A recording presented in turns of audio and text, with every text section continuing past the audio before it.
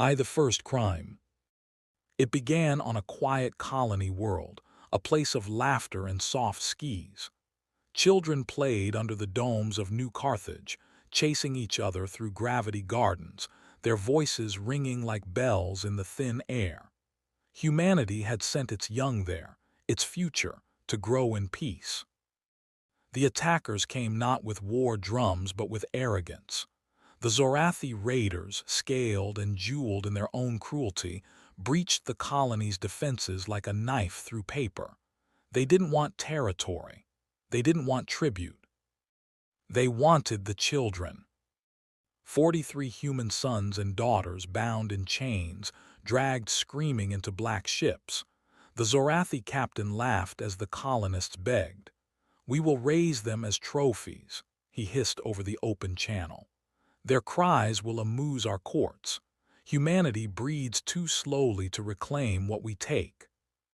And then the ships vanished into the dark, leaving parents clawing at empty air. Aye, arrogance echoes across the stars. The galaxy heard of it within days. The Zorathi broadcast their act with glee, parading tiny captives before alien assemblies. Delicate voices cried out in languages still learning to form words, echoes that cut through the heart of every human alive. To the Zorathi and their allies it was entertainment.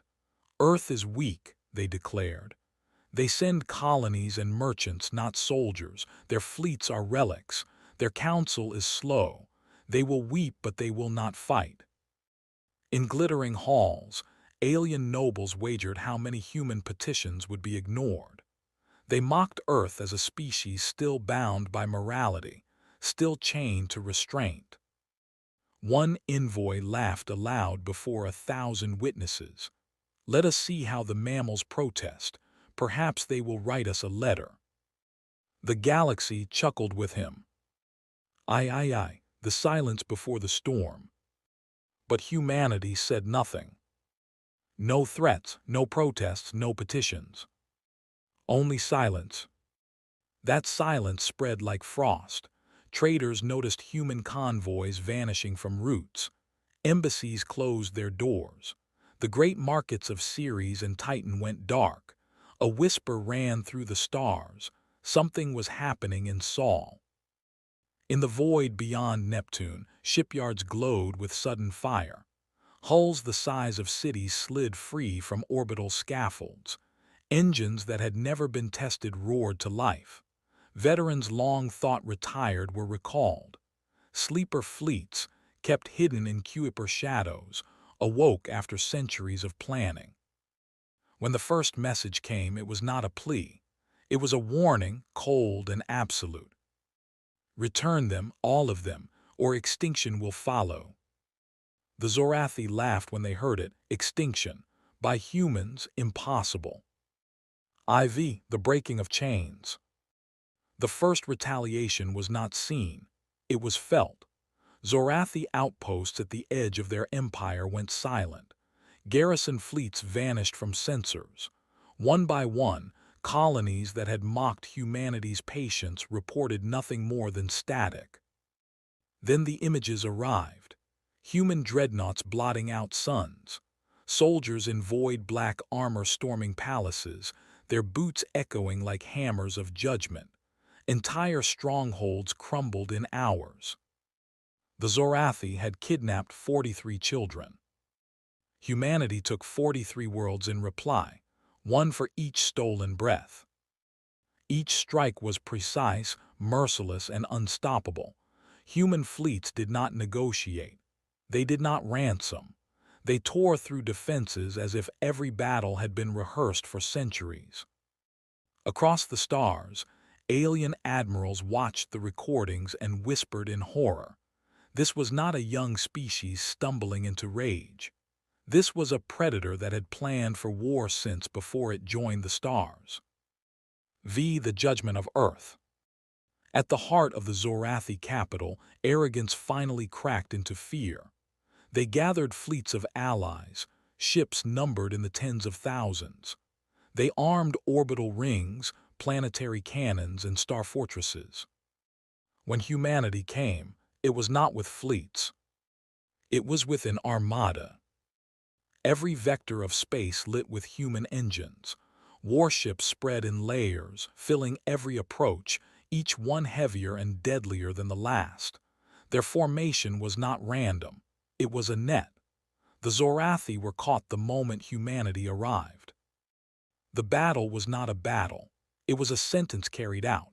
Missiles rained like fire from heaven. Railgun slugs split carriers in two. Marines descended in waves, their armor gleaming like storms of iron. And amidst the fury, humans did not stop until they found the children. Deep within a fortress vault, trembling but alive, the 43 were discovered. No longer captives, now symbols of vengeance incarnate.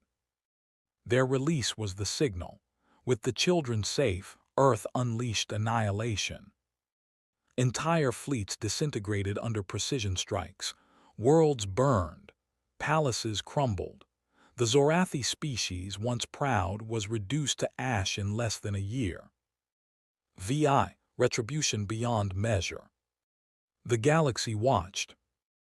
Every ruler, every council, every warlord who had once laughed at Earth saw suns eclipsed by human fleets. They saw cities turned to silence. They saw an empire that had mocked humanity erased from the star maps.